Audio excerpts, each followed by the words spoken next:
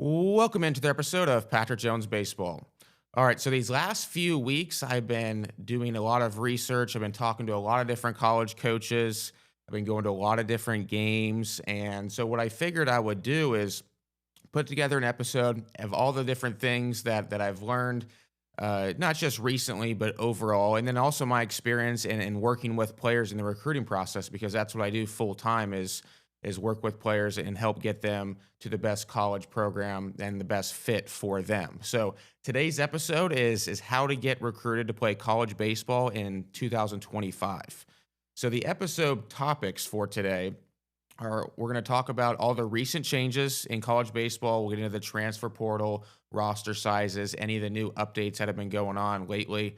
And then we're going to get into what I call the most important question, which is we'll get into this, but it'll be the most important question that you need to ask yourself in the recruiting process. And this helps you from a holistic standpoint of, what your plan should be going forward.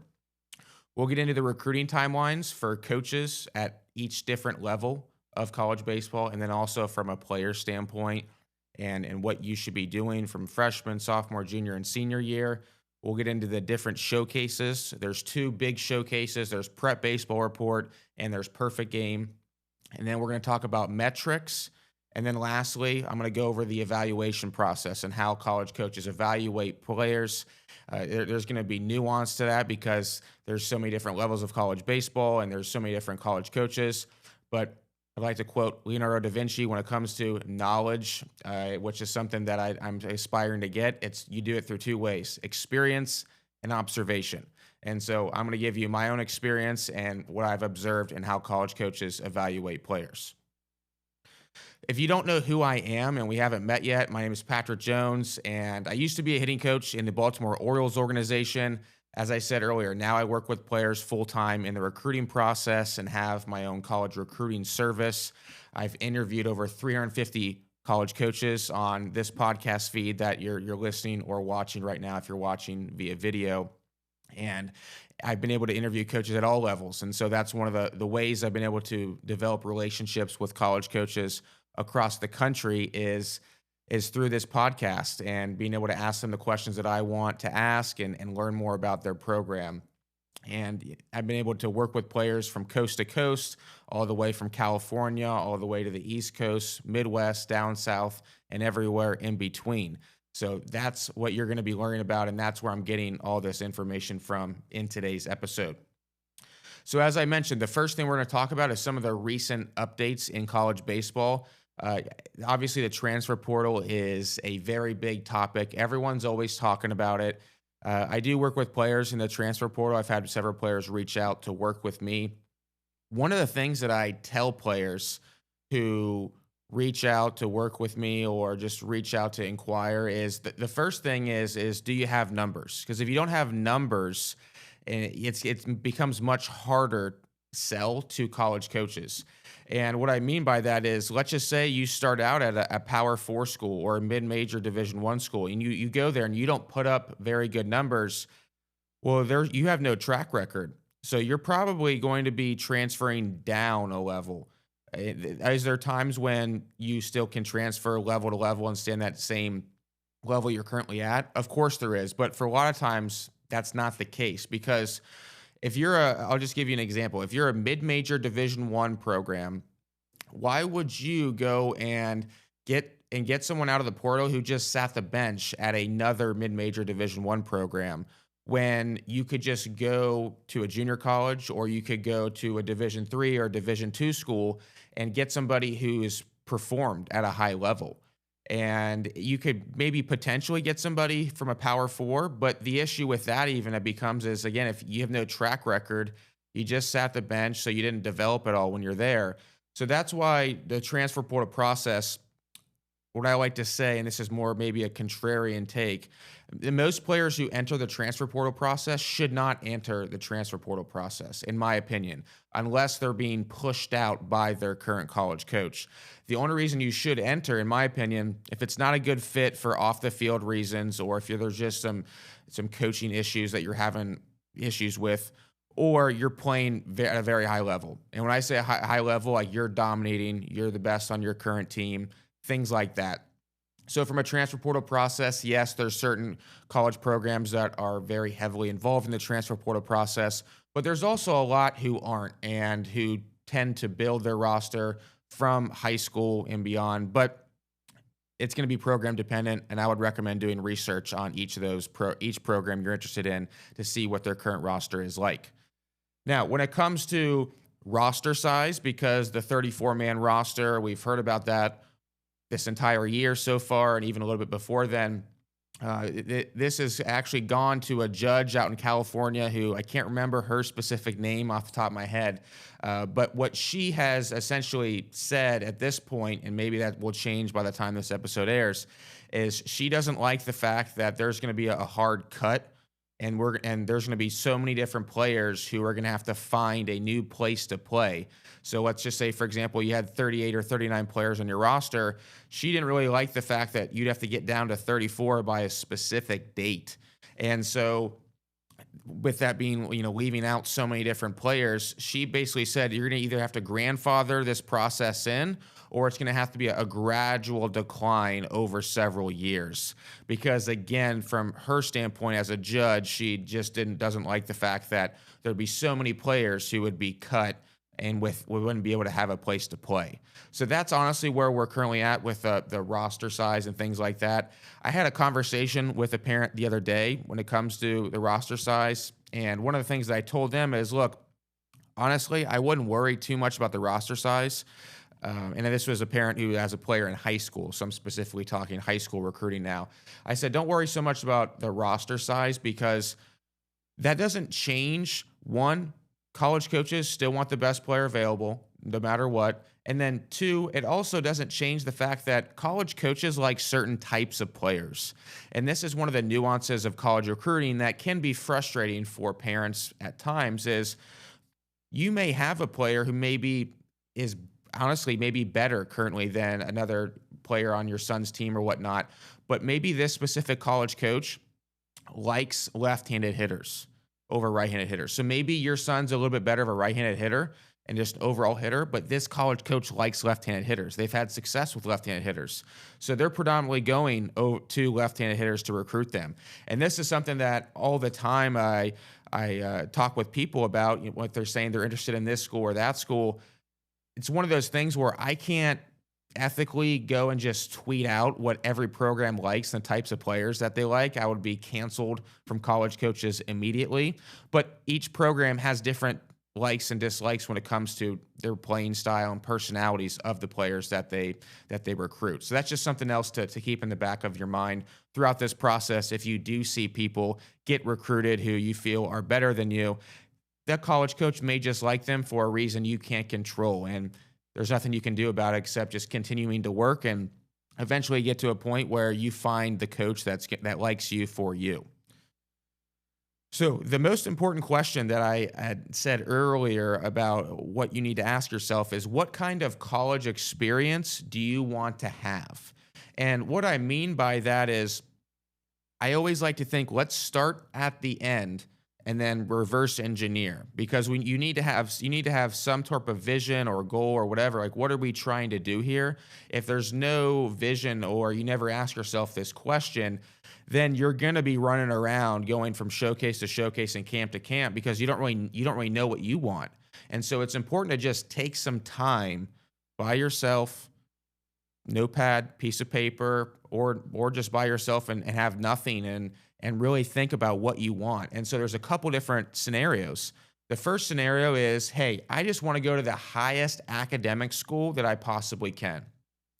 I don't care where it's at. I don't, baseball, it's kind of a secondary thing for me, or maybe it's not. I have such a high value on academics that it doesn't, I still love baseball, but I'm willing to go wherever I can to get into the highest possible academic institution I possibly can. Awesome. If that's the case, then there's going to be a certain timeline for that. There's going to be certain showcases you should go and then certain ones you shouldn't go to. And so again, that's going to help you filter out the thousands of schools that don't fit those specific needs of a high academic institution. And then there's going to be some people who, I want to play at the highest level possible. I want to get drafted. And you know what? There's nothing wrong with that. I used to be one of those players. All right, so there's nothing wrong with that at all. Maybe for that, it's okay. Maybe I want to get drafted someday. So that may mean I need to go to a place where, for one, I'm going to get to play because I can promise you, having been someone who used to help out with the draft for the few years I was with the Baltimore Orioles organization, we're not looking at players who sat the bench at a Power Four school. Okay, you're looking at players who produced at whatever level that they're at. So making sure that you're at a place where you can develop, which develop mean quite frankly at the college level, that means playing games. You don't think of development as drills or anything like that when you get to college. College development, it's about playing games. They just don't have the time to be breaking down your swing left and right and doing all this drill work and things like that that you probably think you're going to have going in because there's time limits with practices and all sorts of things going on. So development, playing games, that's how you're going to develop and get better. Now, the last thing I will say is there's some kids who just want to have the all-around college experience. They want to have a balanced lifestyle. They want to meet friends and have a social life. They want to maybe go to football games or basketball games, and they want to play baseball too and get a good education. They just want that well-rounded experience. Again, no judgment, nothing wrong. I've worked with players who have wanted all these different things, but it's important to ask yourself that question because that's going to determine what route you take, which will determine the plan that you have, and it's going to save you time and money throughout this entire process. Now, I've had players who have struggled with that question, and so what I'm going to give you next is kind of a prompt to help you with answering that question. It's what advice would you give your 80-year-old self? What advice would your 80-year-old self give you? Because let's face it, right now you're at a time in your life as a player where status matters a lot. Well, I guess status is always going to matter, unfortunately, because we're humans and that's just ingrained into us. But if we can remove the status, if we can remove social media, if we can remove all these different things, then it becomes, okay, like long term, when you're 80 years old and you think about it from that lens, you don't care as much about all that other stuff. And so what that does is it filters through all that short term, all these short term issues that we have, and we can get to, what do we really want at the end of the day? So that's a question and a prompt that will help you determine what route you should take. Now I'm going to get into the recruiting timeline for college coaches. So we'll start out at the Power 4 level and go all the way down to the junior college level. So the Power 4 recruiting window, that's going to start usually spring of sophomore year. And when I say Power 4, again, we're talking about the biggest schools. We're thinking of the SEC and think of Tennessee and Vanderbilt and just the best programs in the country. This is only going to be geared toward the best players in the country because it's the top schools in the country as well. So for 99.999% of the players out there, don't worry if you don't have college coaches who are watching you or going to your games or anything. It's just you're just not on their timeline or they're not aware of you right now. So it's rare to see college coaches watching sophomores in high school, but it will happen again for the top players in the country. So it's very rare. So this is when it would start. And then usually it's going to end at the end of junior fall. At that time, that's the first window, I would say, and the majority of the Power 4 schools have all their players locked up at that point who they want to have and offered and things like that. So that's usually the first window. And then usually entering senior year, they're just checking in on recruits. And I'm sure we've all seen players on Twitter and things like that. Out of nowhere, you'll see them say, hey, I've decommitted from Tennessee or Georgia, whatever. Usually, if that happens right around this time, that just means that they went and saw them and they didn't like where they were at from a development standpoint, or maybe they just found a better fit and then they ended up pulling that offer.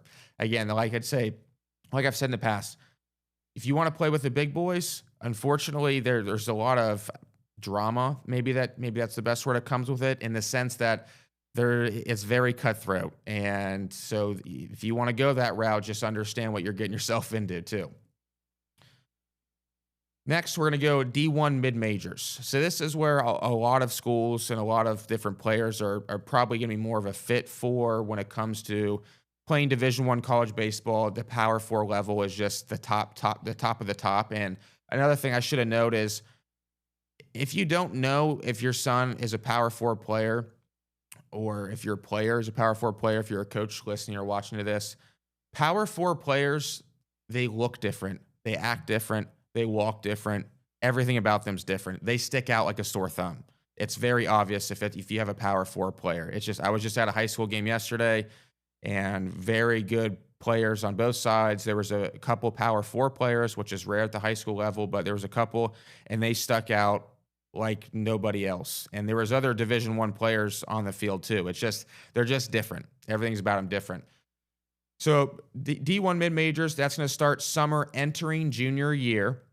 That's when it will start. And I should say this too, and maybe I'll wait. I'll wait to say this until the timeline for the coaches. But when I say summer starting, that doesn't mean June 1st. That usually means the third week of June, I would say, is when a lot of the recruiting will start at the D1 mid-major level for those players entering their junior year. And then that's going to end summer entering senior year. Are there coaches who leave spots open all the way until senior year? Yeah, there is. There's still Division One coaches who do leave spots open for late bloomers and for things that just pop up out of nowhere. So yeah, of course, but if we're being completely honest, that's going to be mostly for pitchers who come out of nowhere, start throwing 90s and things like that, and just are a late bloomer. So for the most part, this is the timeline for the D1 mid-major level from summer entering junior year to summer entering senior year. And then at that point, pretty much all of their commitments and rosters and things like that are pretty much done for that class. At the lower levels, the D2, D3, NAIA, and JUCO, that will start junior summer, entering senior year. And then that will usually end spring of senior year. Usually that's the timeline. And what I like to say too is what's the differences between the D2, the D3, the NAIA, and JUCO level? Well, the D2 level, there's scholarships available. Most Division II college baseball programs aren't fully funded. So that's something to keep in the back of your mind too. Is there's one of my buddies is a coach of Division II. I think they have 3 scholarships on their team, and I asked him, "Is that normal?" He's like, "Yeah, there isn't one school in our entire conference who is fully funded, and this is a very good Division II baseball conference." At the Division III level, there are no scholarships. Predominantly, the higher academic students that I work with go the Division III route, even if they are talented enough to go the Division II route, just because that's where more the better schools are from an academic standpoint, or at that Division III route, because they're private institutions. At the NAIA level, a lot of times is a great way for students who just want to save money, maybe want to go to a 4-year school and want to stay close to home. NAIA, there's very, very, very good baseball. So don't think that anybody can just go and play at one of the top NAIA programs, because very good baseball. And they're more lenient when it comes to transferring in and out and who can play and eligibility and things like that as well. And so that's another reason why I think that the competition is so good at the NAIA level. But if you're someone who financially just is not in a position where, one, you want to take on debt, which who does want to take on debt, but just the financial piece is maybe going to limit you, I recommend looking at that NAIA level. And then lastly, the junior college level. In the junior college level, there's actually 3 divisions of junior college baseball. So Division I junior college baseball, they're allowed to offer you everything: tuition, books, housing, you name it, they can offer it. At the Division II junior college level, they can offer everything except housing. They can't offer any housing. And then at the Division III junior college level, they can do it's honestly the exact same setup as a Division III 4-year school, where they can't offer anything. They can't offer anything. So they can't offer tuition, housing, any of that stuff. So those are the differences between the divisions of the Division II, Division III, NAIA, and JUCO level when it comes to scholarships and things of like that. All right, now we're going to get into showcases. So that was kind of more of the administrative stuff. Now we're going to get into more of the fun stuff that I think the glitz and glamour and what people I think like talking about more than anything else. So there's 2 main showcase companies. There's PBR, which is what we're going to talk about first, and then there's Perfect Game. And so I'm going to talk about what I like about both, and then which one I recommend to most of the players that I work with. So I think PBR is great. It's great for a variety of reasons. I like it because, quite honestly, most of the college coaches that I talk to, they use PBR more than anything else. That's where they go to check on players and just watch video players and things like that. I like it because it's more affordable than Perfect Game. And then lastly, I just like it because it's just great for getting data. It's a third party. I've had parents reach out to me and say, "Hey, my son ran a 6.6 or 6.7 or throw 90 something," and it's like, "Great. Am I just taking your word for it?" Because the dad radar gun always has a few more miles per hour than the actual radar gun. So that's why it's nice to have a third party come in and just be objective. They have no dog in the fight, and just whatever the numbers are, the numbers are. I recommend players go to one showcase per year for PBR. You don't need to go to any more than that. And that's just to show that you're continuing to get better year in and year out and that your numbers are getting better. You don't need to go to any more than that. Again, most of the PBR showcases that you go to, they're not going to have college coaches there. So you're just going pretty much for the video and the data piece of that as well. And then also PBR has some really good other events that if you go and do well and perform at a high level, and then also have people vouching for you. The Future Games, which is each year in late July in Lake Point, Georgia. There's tons and tons of college coaches there, and each state usually sends their top players to that event. But again, you have to be invited, and that's something that going to a showcase and getting good numbers and playing at a high level, having someone vouch for you, that's a great way to get into another showcase called the Futures Games for the top players in the state. And then the next one is going to be Perfect Game. As I said earlier, Perfect Game has been around a lot longer than PBR, and it's usually a 2-day event. So there's usually one day where you do the traditional 60 time and throwing across the infield and do all these different things that you do just like a PBR and getting those metrics. And then usually the second day it's just games. So it's a good combination of both. The only issue with that is it's going to be higher costs. So it's going to cost more. Perfect Game is more so bigger, I would say, on the West Coast than the Midwest, which makes more sense because PBR's headquarters is in Illinois. Although Perfect Game's headquarters, I believe, is in Iowa. So maybe that's not necessarily it as much. It's just PBR seems to be growing at a much faster rate. But Perfect Game, it's more expensive. It's more, I would say, recommended, at least for me personally, for players who are more on the national stage than anything else.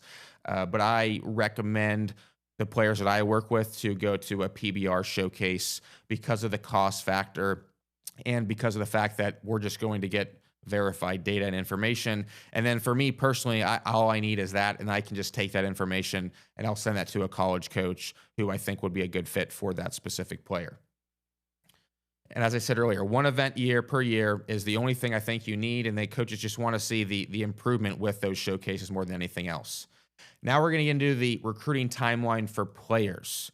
So this is something that I think so many parents and families have that FOMO feeling of that fear of missing out. And a lot of times I think we don't want to sell, we don't panic, we don't do anything like that. A lot of times that's what I feel like I do with families in the process, where it's like, nope, just because you see someone else commit or there's this new showcase or whatever, nope, we're not going to do that right now. We're just going to lay low. So it's kind of similar to a financial advisor when you start to feel that stress and everything, and everyone else is, the market's doing this or that, lay low. Let's not do anything different at all. So freshman year, okay, this is the year we're just focusing on fundamentals. I do have freshman parents that reach out. Not again, I personally don't work with freshmen at this point. I used to in the past, but I've changed how I've gone about doing it just because when I start working with a player, I want to start working with the player. And there's not much you can really do outside of these things where I would just be overseeing skill development, strength training, speed, athleticism, getting good grades, things like that. It's mastering the fundamentals, doing all the boring stuff now. So down the road, you have opportunities that are more glitz and the glamour and the things that everybody else likes, but you don't get those unless you master the fundamentals and do the boring stuff early on. So freshman year, that's pretty much what you're doing. You're building that foundation. Sophomore year, you're laying the foundation. This is when you're starting to research maybe some different colleges. You're thinking about what could be a good academic, athletic fit for you personally. And you're thinking about, hey, like maybe I'm going to go on a different tours of different campuses that are close near me, and I'm starting to watch college baseball more. And you're just starting to just open your eyes up more to the fact of you potentially one day going and living in a different area that's away from home, and what that would feel like from an academic and athletic standpoint. I think it's always great to get a third party involved, whether it be myself or somebody else, to help give you some objective feedback and information. I know for myself personally, I struggled with that because I thought I was way better than I was when I was a high school player. And, my parents didn't come from a baseball background. And quite frankly, even if they did, I'm not sure I would have listened to them at 16, 17 years old. And so I ended up getting to a point where I actually, and this is my recruiting story in a nutshell, is, and maybe I'll do a separate episode on this, but I actually had three Division I college baseball offers. I turned all of them down to commit to a junior college school because I thought I should be playing in the SEC.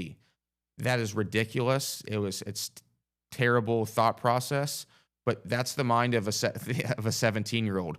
Luckily, I had somebody come in at the very last minute the night before signing day after I declined all three of those Division I schools and had committed to that junior college.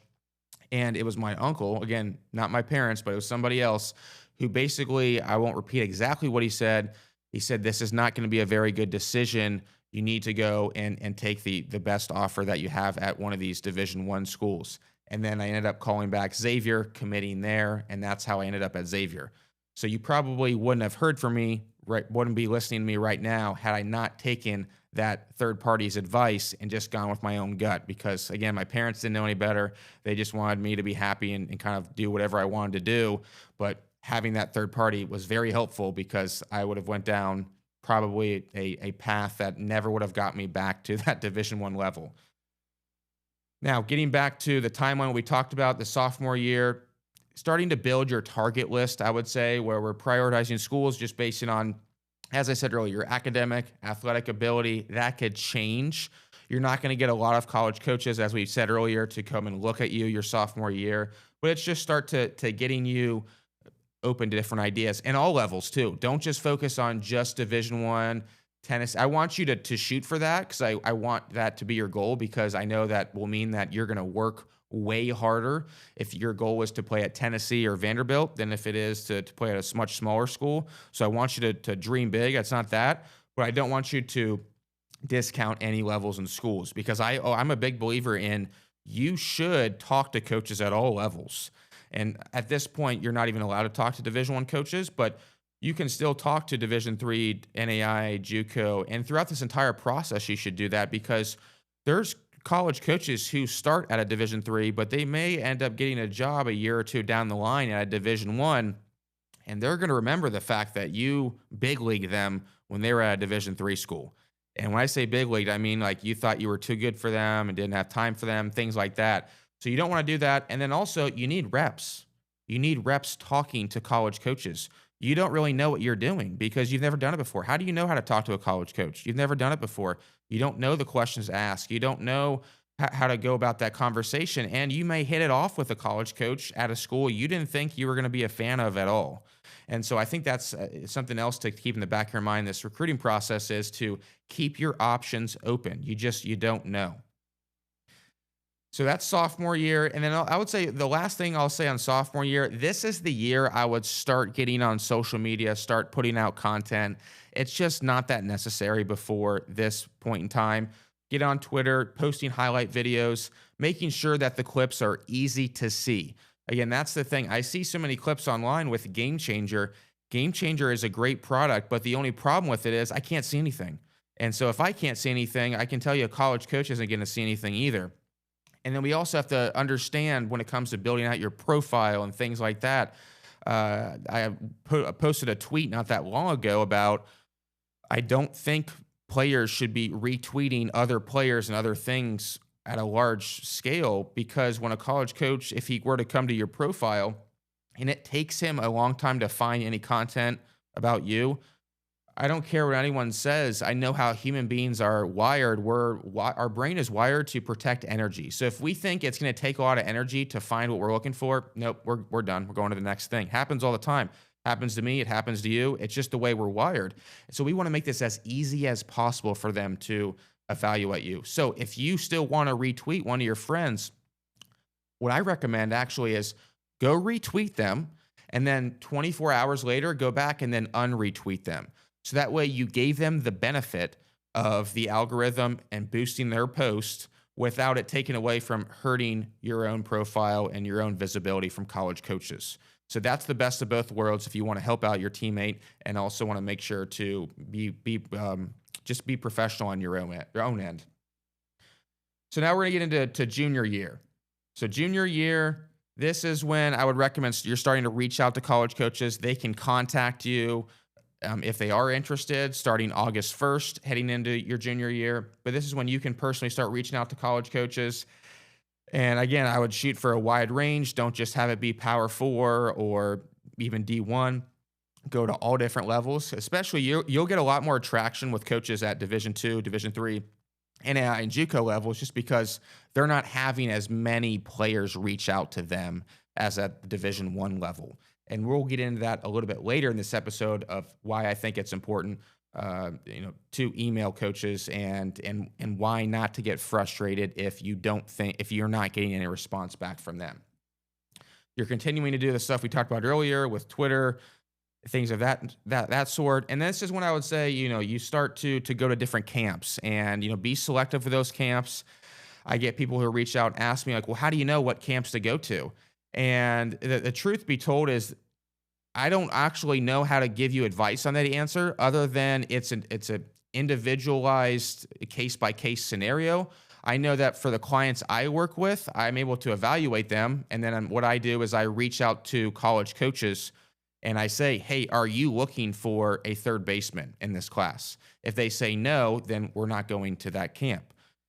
So you need to have somebody reach out, or maybe you can try to reach out. Again, at the Division I level, it's hard to get in touch with some of these coaches from a player standpoint because they don't know you. But you need to have somebody. Otherwise, it's just going to be hard to know. So that's why I think it's important to have a third party.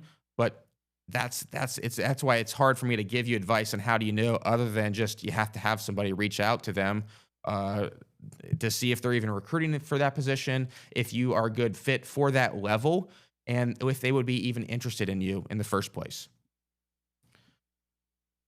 Continuing to stay active on social media junior year. And then once senior year rolls around, if you're still not committed, I would say we're still doing all these things. And I would definitely make sure at this point we're not focusing on just Division I level, because most of the Division I schools have closed and are not don't have any open spots at this point by the time you're a senior year, but you're still continuing to be aggressive. That's the thing, is you got to feel a little bit like a salesman in this recruiting journey, where you may send off a bunch of emails if you're doing this by yourself, and you may only get 2 or 3 responses out of 100 emails, and you can't let that get to you. It's not personal. They just don't know who you are.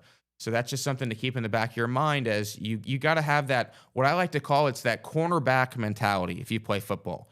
It's that cornerback mentality. And what I mean by that is cornerbacks, they got a little bit of an edge to them. They're a little bit, maybe a little bit cocky.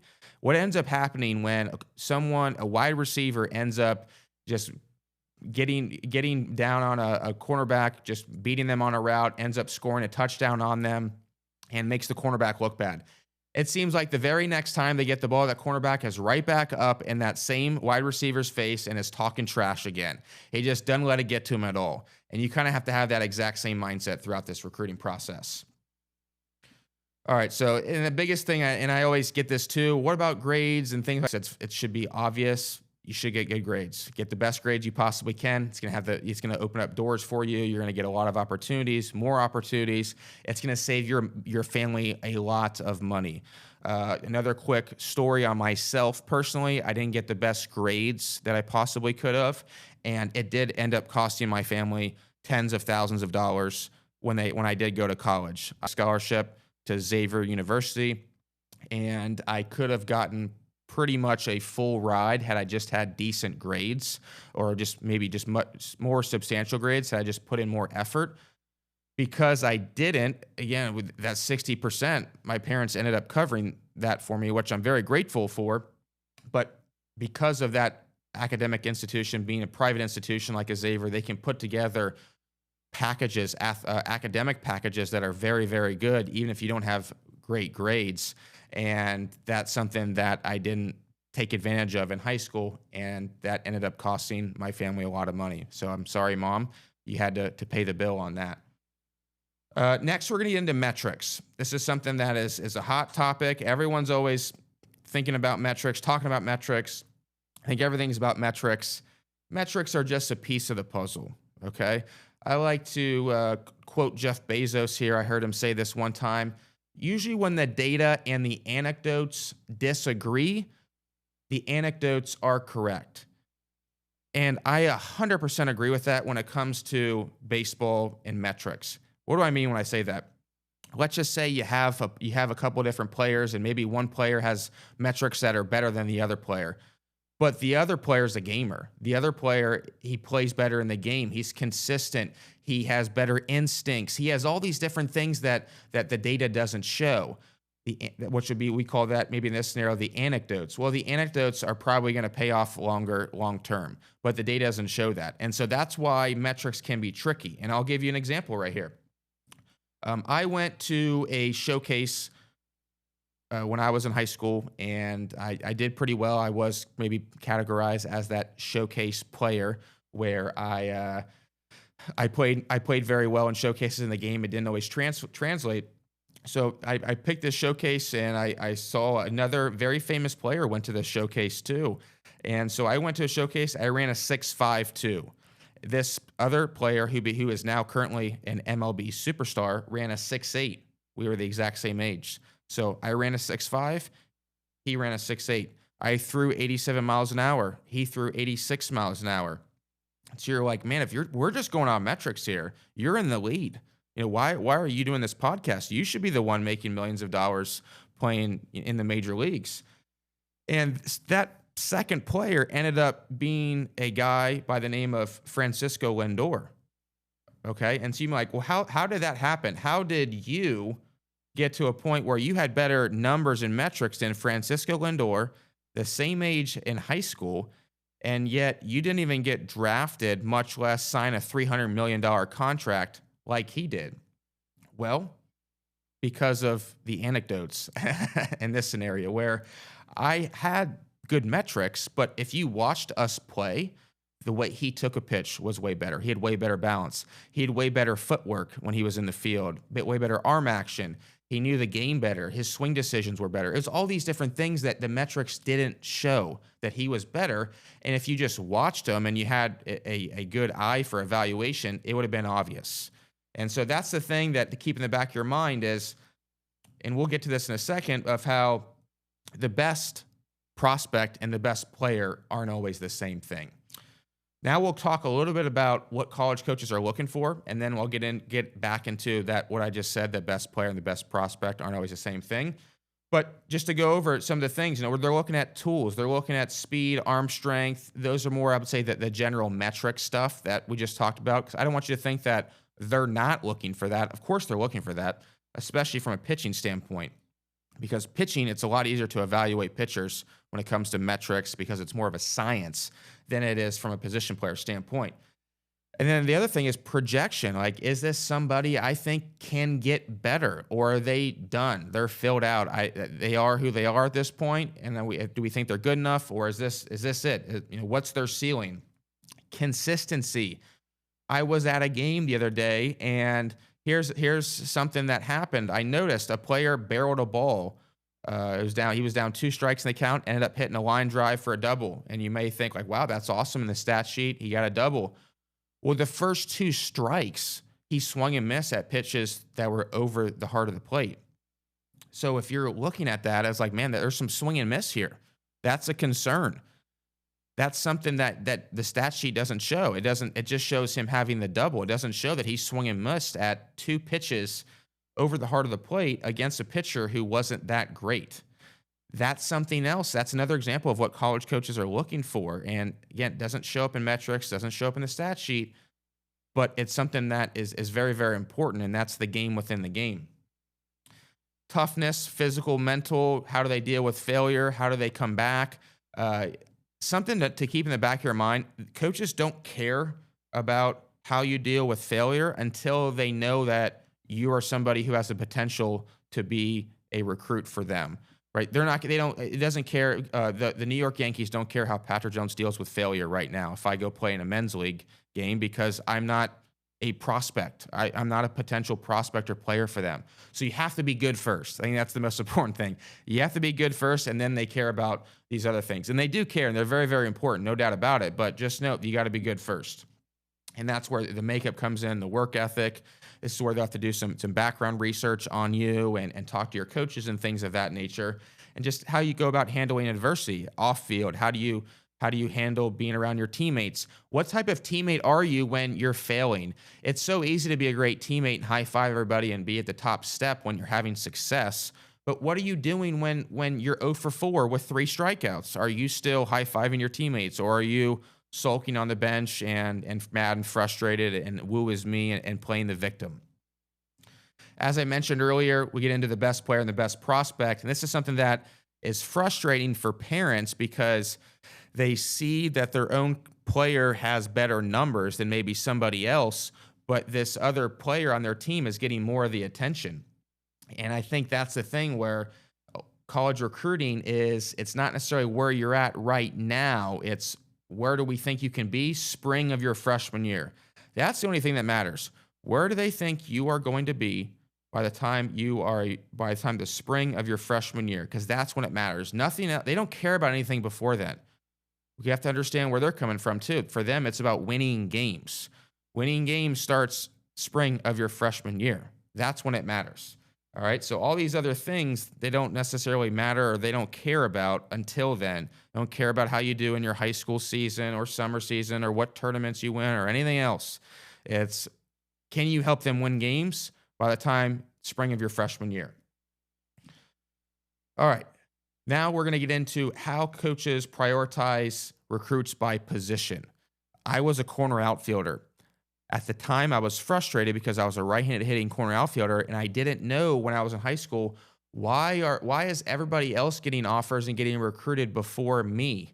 Well, because I was the last to go. And what I mean by that is usually it's going to go pitchers. That, of course, no surprise there. People want good pitching. Good pitching is always going to be good hitting. They want players up the middle next, so shortstop, second base, center field, catcher. The reason why that's more valuable than a corner outfielder is because as a corner outfielder or a corner player in general, you're not going to be playing left field in high school and then become a shortstop in college. Not going to happen. So if you're a left fielder in high school or right fielder in high school or first or third base in high school, and you get to college and you don't hit, you don't provide a whole lot of defensive value, maybe outside of third base. You don't provide a whole lot of defensive value. So that's why your bat has to be so good. And whereas these players who are shortstop, second base, center field, catcher, their bat doesn't have to be as good because they have that defensive versatility and they play more of a premium position. And let's just say it doesn't work out at that position. They have the athletic versatility to go and play a corner outfield position or to go and play third base or something like that. So that's why it is important to understand that the process of how coaches evaluate players in this recruiting process, it's pitchers up the middle and then corner players usually. Of course, if you have a bat that's the top in the nation, yeah, will obviously bump you up a little bit. But by and large, for the most part, this is going to be how it works. So especially from outfielder standpoint, corner outfielder, it's a bat first position. If you can't hit, you better be fast. You need to be able to find a way to get to second base on your own, whether that be through speed or power. Very, very important, especially from an outfielder standpoint.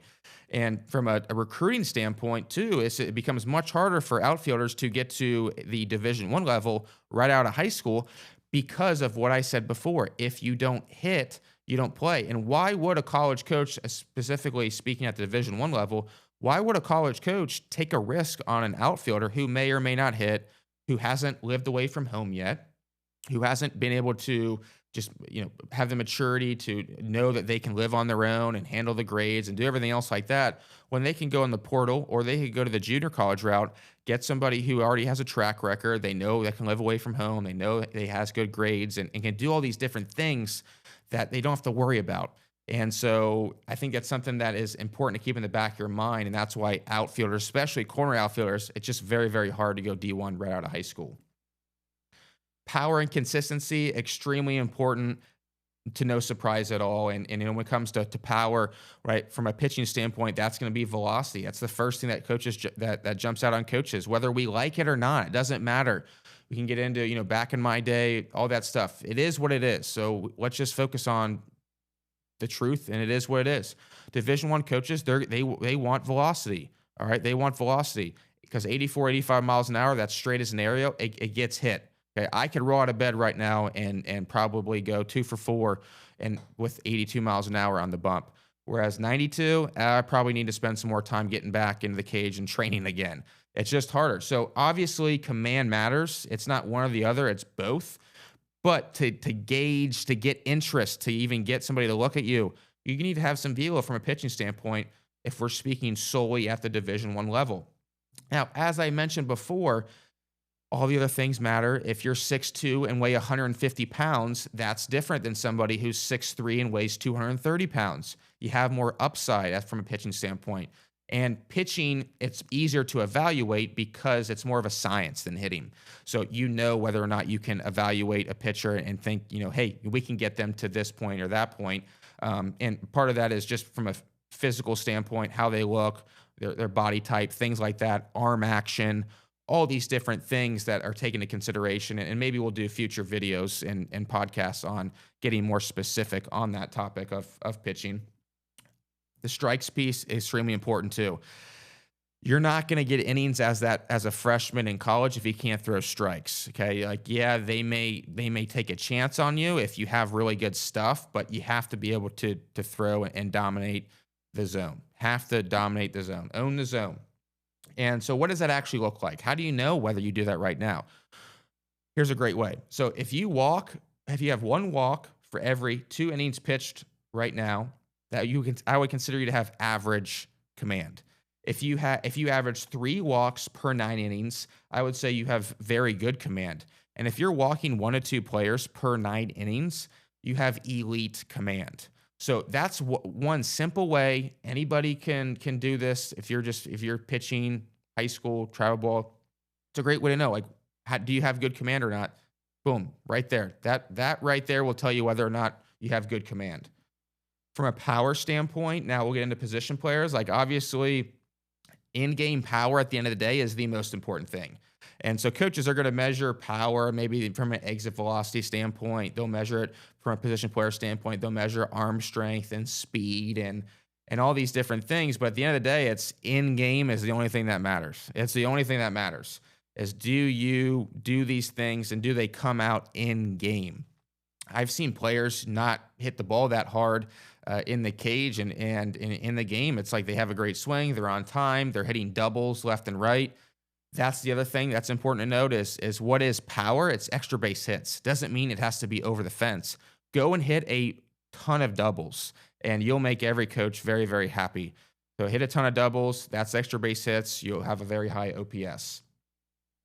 And then from a position player standpoint, consistency, extremely, extremely important. As I mentioned earlier, it's everything. How often are you barreling the ball? Do you swing and miss? Do you swing and miss a lot and then get lucky every once in a while and barrel the ball? Do you make good swing decisions? Because it's not going to get any easier the older you get. So do you make good swing decisions? Do you make all the routine plays? Do you have a high baseball IQ? All these different things that are taken into consideration when it comes to evaluating a high school baseball player. And the routine, everyone's so worried about, diving plays and things like that, but do you make the plays that are hit right to you? Do you feel the ground balls that are hit right to you? Do you catch the fly balls that are hit right to you? Do you hit the cutoff man? It's the basic fundamentals. Master those, and then just view everything else as just a plus. It's just an add-on feature. Now we're going to get into the last thing, which I think, from a teammate standpoint, we talked earlier about teammate, very, very important. Obviously, being a great teammate. As I said earlier, though, coaches are going to care more so about whether or not you're good before they care about whether or not you're a teammate. Now we'll get into, researching different schools. Start taking a tour of different schools right now, especially if you're at sophomore age. I mean, it's never too early to start this. And as I mentioned earlier, you're looking at different size schools. You're going to a game. You're doing all these different things. And to wrap things up, how do you get found in this process? How do you get found in the recruiting process? This is something that obviously everybody wants to know, and probably why you even listen to this episode. Well, there's really only two ways, if you think about it. A college coach finds you on his own, which, since there's 300 or 400,000 players out there, that can be on the rare side. It's tough. College coaches are coaching and worried about their own team, and they don't have scouting departments and things like that. So that's more rare. Maybe they find you going to a random tournament, things like that. But again, that's rare because they don't just go to just random tournaments or go to random games. They're going to see someone specifically, or someone tells them about you. Someone specifically, a third party tells them about you. And that could be a travel coach, a high school coach, somebody like myself who has a recruiting service, and we do this full time for players. But those are really only the two ways that you can be found by a college coach and get to play college baseball. And I get this a lot where we send out all these emails and nobody responds. Well, getting a cold email, if you sending a cold email as a player to a college coach is like getting a 1-800 call. Like, they don't know who you are. And so because they don't know who you are, they're probably not going to respond. They don't know where you came from, who you are, if you're good or not. One of my friends said, like, I don't even respond to emails that much anymore. And to his point, he's a Division I coach, so he gets tons of emails. He's like, if this player's good, like, someone's going to tell me about him. So that's just unfortunately how it works, especially the Division I level when it comes to emails and things of that nature. So you can't get frustrated about that. That's just the way it is. And it comes down to trusted contacts. Like, for me personally, the players that I work with, if I have a player I think will be a good fit for a certain school, I get my phone out, I send a text to that coach that I have a relationship with. And like anything else, if you have somebody that you trust, you're going to listen to them. And so because of that, they're going to listen to me. And not to say that I am like the end all be all, but I've been doing this for a long time. And because of that, you build trust and relationships and things like that. And so that's what I end up doing. And that's how I help players get recruited, is by reaching out to college coaches who I have relationships with across the country. And that's the thing is, people will ask me, where are most of your contacts? Well, I had a coach last year who was in Ohio, who's a buddy of mine. Now he's coaching in California. I had someone in California last year. Now they're coaching, on the East Coast. College coaches move around so much that my contacts are all over the country. It's not necessarily in one specific region. And when it comes to how do I help players get recruited and what does that process look like, the first thing is the evaluation piece. I got to start out and figure out where I think you'd be a good fit for. Because if you think you're Division I and I don't, I can't put my reputation on the line. That's how I have this trust in these relationships with these coaches, is being honest. And so that starts with the player, and that's why I don't work with the majority of the players who reach out. It's not the right fit. So we got to figure out what level's going to be the best fit for you, the timeline, so you understand that, so you're not panicking and freaking out and feeling like you got to go to all these different things. Know what you need to improve and work on, and then just give you objective feedback just from a third party. So that's usually the first step, is the evaluation piece.